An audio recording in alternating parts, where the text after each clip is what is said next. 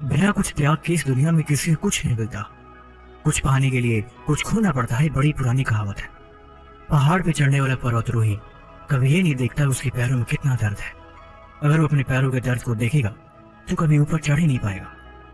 लेकिन ये बात भी सच है कि पहाड़ पे चढ़ने का जज्बा हर किसी के अंदर नहीं होता, और जिसके अंदर जज्बा होता है उसके पैरों में कभी ऐसे दर्द नहीं होता, कि वो जोश और उत्साह के साथ हमेशा आगे बढ़ता रहता है।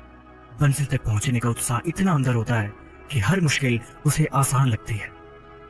पानी का तैराक कभी पानी में उतरने के बाद ये नहीं देखता कि उसके पैर कितने कामयाब हैं, उसने कितनी तैयारी करी है, और उस पानी में उतरने के बाद उसे कितना दर्द होगा। अगर वो पानी में उतर चुका है तो किसी भी कीमत पर वो सिर्फ जीतने की कोशिश करता है। हर हाल में उसका पूरा ध्यान अपने लक्ष्य के प्रति होता है।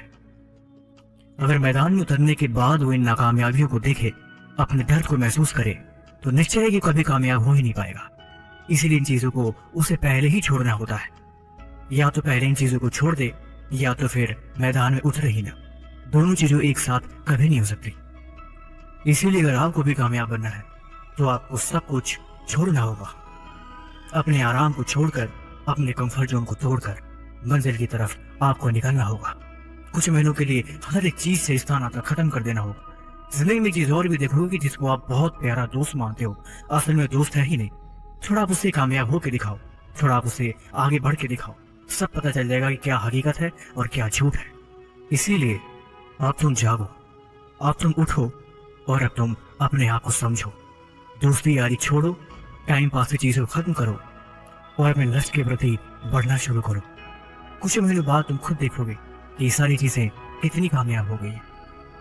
एक बात और है, अगर आप खुद को ये बातें हर दिन याद नहीं दिलाते तो आप कहीं ना कहीं पीछे रह जाओगे। इसलिए खुद को हर मौके पे याद दिलाते रहना और खुद को तो मेरे प्यारे दोस्तों, ये वीडियो मैंने खास आपके लिए बनाई है ताकि आप खुद से जुड़ सकें और अपनी आत्मा की गहराई को समझ सकें। इस वीडियो का उद्देश्य आपकी चेतना को जगाना है और आपको आत्मज्ञान की ओर ले जाना है।